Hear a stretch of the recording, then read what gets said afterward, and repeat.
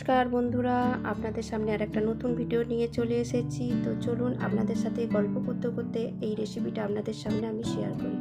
আজকে আপনাদের সামনে আমি বানিয়ে দেখাবো আম পান্নার আইসক্রিমের রেসিপি। তো চলুন এর জন্য আমি কি কি নিচ্ছি সেটা আপনাদের বলে দিই। তো আমি এখানে 500 গ্রাম কাঁচা আম নিয়েছি আর নিয়েছি ধনেপাতা। তো এইগুলো আমি এবার পরিষ্কার জলে ধুয়ে নিয়েছি আর কড়াইয়ের মধ্যে গরম জল বসিয়ে দিয়েছি। তো এবার আমগুলো দিয়ে দিয়েছি। এবার আমগুলোতে এবার চাপা দিয়ে দিলাম। আমটা এখানে আমার ফুটে গেছে। তো আমের রঙটাও দেখুন চেঞ্জ হয়ে গেছে। এবার আমি এটাকে একটা প্লেটে তুলে নেব। তো আমগুলো আমি ঠান্ডা করা হয়ে গেছে। এবার আমগুলোকে আমি এই ছিলেগুলোকে এবার কেটে নেব। তো আপনাদের আমি একটু দেখিয়ে দিই কীরকম ঠিক হয়েছে। অল্প না, খুব গলায়নি। তো এবার আমি একটা মিক্সার জার নিয়ে নিয়েছি। এর মধ্যে আমের টুকরোগুলো দিয়ে দিলাম।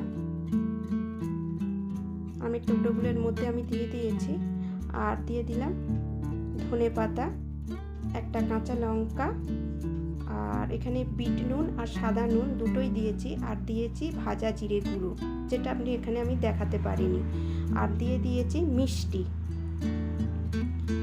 আর এখানে আমি দেবো পরিমাণ মতো জল। পেস্ট করতে যে যতটা জল লাগে ঠিক ততটাই দিয়েছি। তো এটা খুব পাতলাও হবে না পেস্টটা, আপনাদের চামচে করে আমি তুলে দেখাচ্ছি।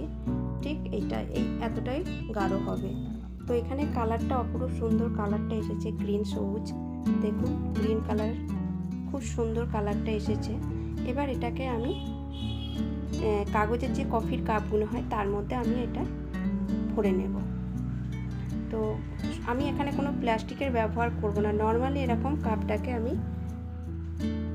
এখানে কোনো প্লাস্টিক দেব না, শুধু ওই নর্মালভাবেই এরকমভাবে রেখে দেবো। আর আইসক্রিমের যে স্টিকগুলো হয় সেগুলো আমি এর মধ্যে দিয়ে দেব।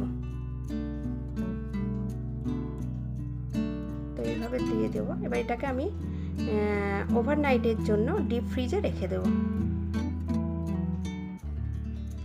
তো চলুন পরের দিন সকালে দেখাই কীরকম হয়েছে আমার আইসক্রিমটা। আমি যেহেতু এক হাতে খুলছি একটু অসুবিধা হচ্ছে। তো দেখুন কীরকম এক হাতে কি সুন্দর বেরিয়ে এলো এটা। আম পান্না আইসক্রিমটা আপনারা বানিয়ে খেয়ে বলবেন কিরম হয়েছে, কমেন্ট করবেন। আর যদি আমার এই রেসিপিটা ভালো লেগে থাকে অবশ্যই একটা শেয়ার করে দেবেন।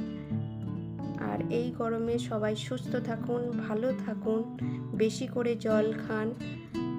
আর যদি আমার এই রেসিপিটা খুব ভালো লেগে থাকে অবশ্যই বাড়িতে বানিয়ে খেয়ে তারপরে আমাকে কমেন্ট করে জানাবেন।